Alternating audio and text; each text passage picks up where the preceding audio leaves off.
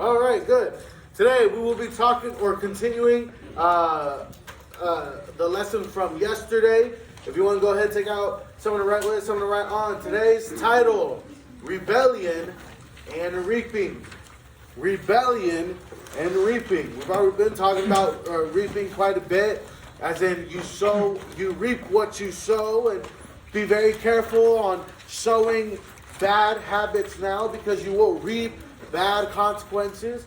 But if you sow good habits, positive habits, you will reap positive rewards, positive consequences. And so we were talking about that as we've been addressing. Goodness, bless you. As we've been addressing some of the shortcomings of David and the consequences still affecting his family due to his sin, today we're going to be talking about a little bit more, not just his family, but the children of Israel as a whole, still going through consequences, still dealing with problems. This lesson is a great example of how sin does not just affect you. It does not just affect those immediately surrounded by whatever situation. This sin, when you are not careful, all right, can affect more than just one group of people, but several groups of people. And you need to be very careful. Once again, the title for this lesson is called Rebellion and Reaping. This lesson isn't very long, so if you pay attention, we will get through it quickly, and we will pick up with the chosen for the remainder of class. Okay? Rebellion. Yes. For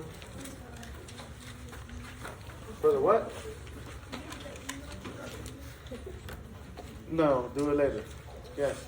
You said rebellion and reaping? Reaping, yes.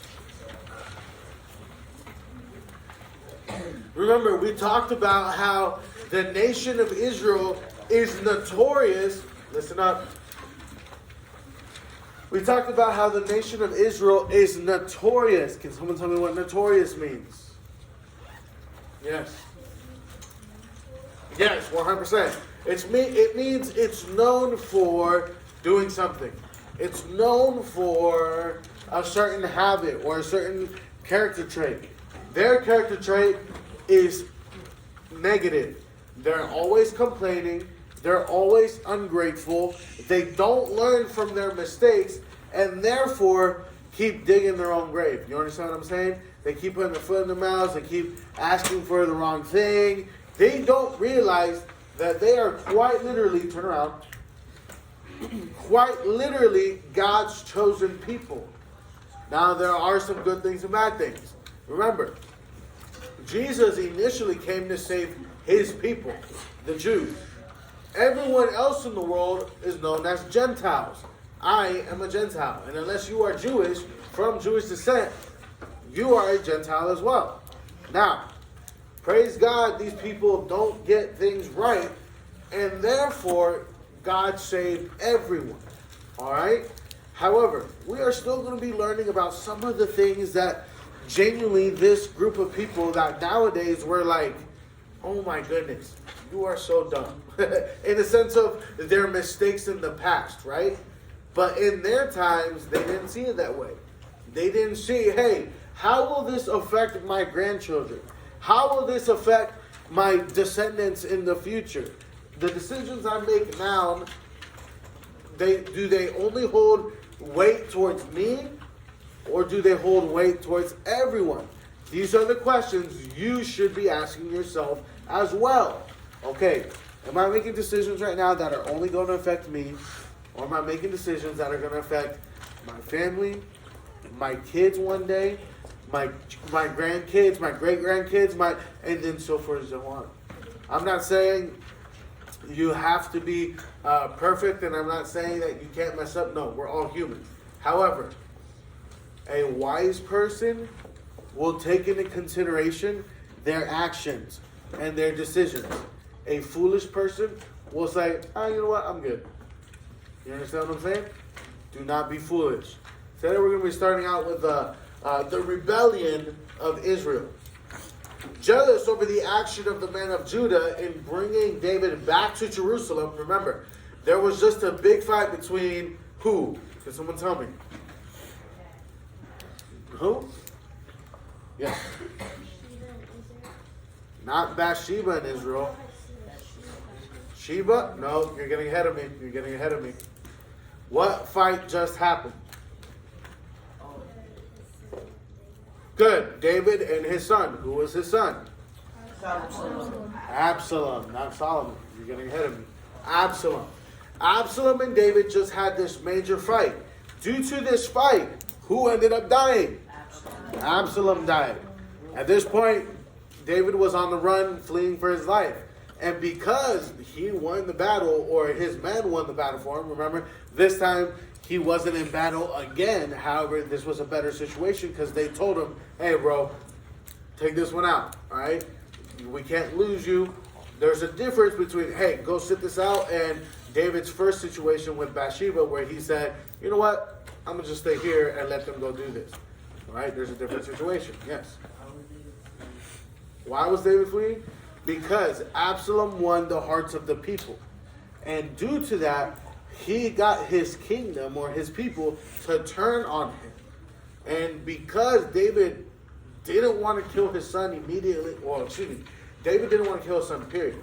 But in this situation and in this time, it's kill or be killed.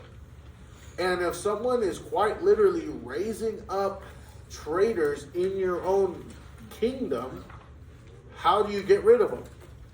You take their lives. But being that Absalom was his son, he didn't want to do that.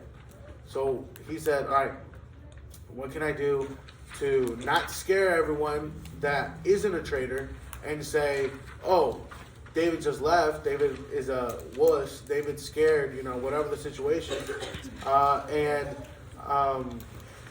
What can I do instead of having to go kill my own son? He said, you know what, let's pack up and go. So that's why he was on the run. So they had this battle. David's side was victorious. And so the men of Judah, again, remember, why is it specific to know the men of Judah? What does it mean when it's saying the men of Judah? Someone tell me? Yes. The men of the tribes of Israel. Yes, they were all tribes of Israel. However, there's a specific detail concerning the men of Judah and the men of Israel. Are they separated? Yes, good. Israel was separated. It was separated into two major tribes. Now, yes, the nation of Israel is made up of 12 tribes. However, in this kingdom, in the nation of Israel, they were divided between the north and the south. And Judah was one of them, and Israel was the other. And once they were separated, that's how you can tell the difference. Oh, these were the men of Judah, and these were the men of Israel. Okay? So looking at our books on page 99, jealous over the action of the men of Judah, remember this is the other side, bringing David back to Jerusalem to be king, Israel was ripe for another schism. Schism is another word for separation or situation, right? Sheba took the leadership and Israel turned to him. Okay? So now you're in a divide again. Jerusalem and Judah were for David. Sheba was for Israel. Okay? Those are the two distinctions. When Amasa was slow in getting the army organized, Joab took over and got the job done. Joab deceived Amasa and killed him. Joab's just on a killing spree right now. He just killed Absalom. Now he killed Amasa. The defeat of Sheba. Though the wisdom of a woman in Abel, the population escaped. Through the wisdom of a woman in Abel, the population escaped slaughter. Sheba's head was thrown over the wall to Joab. David was again the king of Judah and Israel. So there was another battle. Sheba lost, and therefore they removed her head. 3 years of famine. When David asked the Lord why the nation continued to suffer, God recounted Saul's disobedient action against the Gibeonites. Remember, and this is what I'm saying.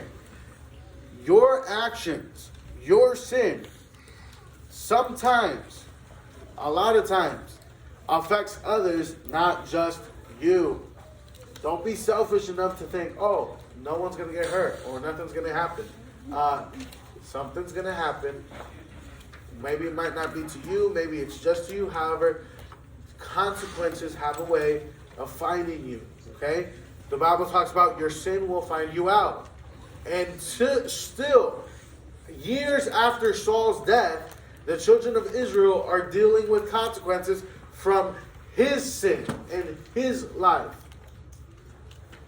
David asked the Gibeonites, what action would dissolve Saul's offense? So he went to them and said, hey, what can I do to make things better? This is what the Gibeonites said. They asked that 7 members of Saul's family be delivered to them. Remember, Saul made David promise to consider his lineage.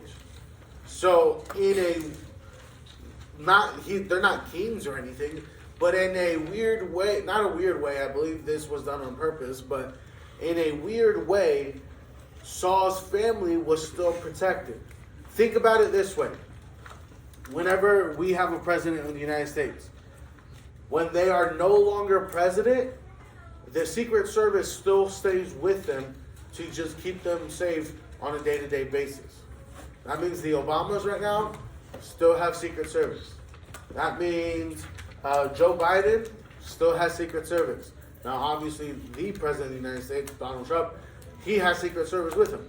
But once a president is out of office, we don't say, all right, fam, have a good day. Good luck. No, we don't say that.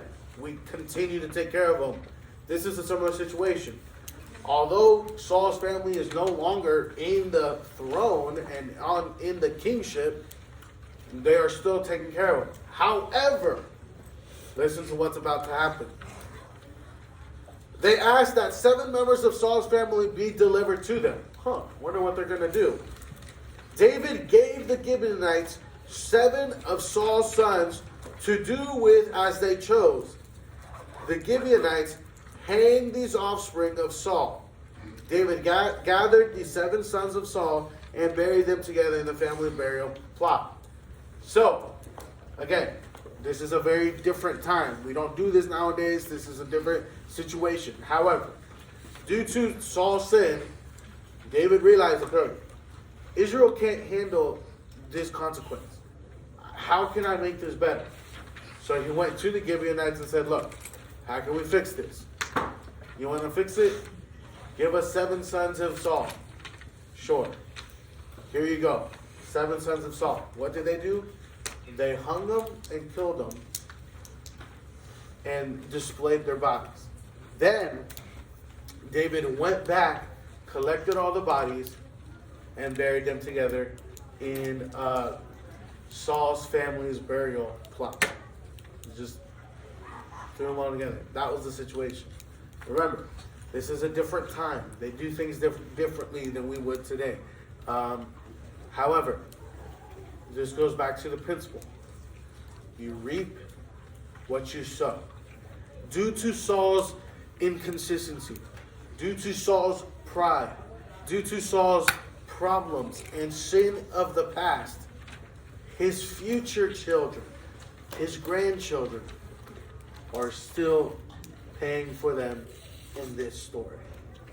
This is why I'm telling you, students, be very careful of what you sow. You reap what you sow. Yes? So were the children, were they suffering, of their own actions? We don't know. We're just, this story is already pretty, intense. I try not to worry about that. I try to learn the principle, you know what I'm saying? And so, that's what I'm saying. Just be very careful to not sow negatively, because you will reap negatively. You understand what I'm saying? All right, moving on. War with Philistine giants. So we're kind of taking a little sidebar here. The old warrior, David, became weak during battle. So at this point, David has come a long way. He's not the same kid that's out watching his father's sheep fighting off bears. David's a seasoned veteran now, if you will. He's getting old. He's getting weaker. So, his army, realizing this, Abishai rescued him and forbade him to go out again. Hey, bro, you're done. All right? You can't go out no more. Just focus on being king. You're good. These battles brought defeat for many giants. Like, we're talking about literal giants right now. Including Goliath's brother. So, Goliath's family is still around kicking and fighting, obviously, because, hey, we're not okay that some little pipsqueak done killed our older brother, so we're going to go kill you guys. He failed. Israel still won the battle and killed his brother, Goliath's brother. This is your application for today. Sheba championed the wrong cause. Number one, Sheba championed the wrong cause. We need to be careful whose cause we champion. There are always jealous feelings, rebellious attitudes, and negative responses lurking about, just waiting for a champion.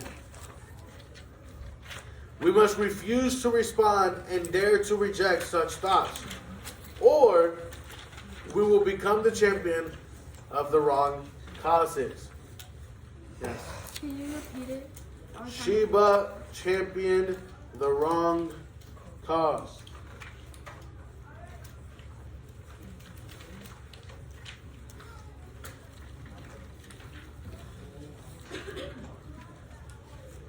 Be very careful, students, on ignoring wise counsel. We already talked about it many a times. You ignore wisdom, you ignore instruction, you are what? What does the Bible call you? A fool. You want to succeed in this life, you want to succeed for you in your life, don't ignore instruction. God has placed people to help guide you in your life. Go talk to them. Go talk to your parents. Go talk to your pastors. Go talk to your teachers. We are here to help you. Not just because we know more, we know better, but because we love you guys. Praise God that at this point in his life, David is in fellowship with God and is trying to do what's right, and so therefore can succeed even though he's getting older, even though he's running for his life often, right? However, a lot of this could have been avoided if he was doing right, if he wasn't sinning. You want to succeed in this life, or you want to set yourself up for success? Sow positive things right now, so that in the future you can reap positive things. You understand what I'm saying? We love you guys. We want to help you as much as we can. Listen to us when we're trying to help you. All right? I had to give out a few detentions yesterday. I did not enjoy it. All right? Genuinely, it made me sad. However, to a certain point, you don't want to listen to instruction. You don't want to listen to counsel. You will be met with consequences. It's as simple as that. All right? Listen to counsel. Apply it in your life so that God can bless you in your life. You understand what I'm saying? You say, Pastor Eric, how can we apply this in today's day and age? What is my God connect, if you will? One, God tells you to obey. Two, if you are acting foolish, who in the world, literally in the world, would want to hear you when you start talking about Christ? Who in your family would like to hear more about Christ from you when you are acting right? When you and your friends are along telling stories and making inappropriate jokes or telling inappropriate stories, and someone says, "Oh, you know what? This isn't right. So let's start talking about God. Let's start talking about right things." And then someone says, "Bro, shut up. You were the one that was also making this joke." How many of you will say, "All right, you know what? We should stop that"? Or how many of you are going to say, "You know what? it's a lost cause. We're going to keep going either way. No, guys, no. Choose daily the right path, the harder decision. Don't be gossiping about people. How is that reflecting Christ's love? If we aren't reflecting Christ's love and who God is in our lives today, in today's day and age, we have failed as Christians.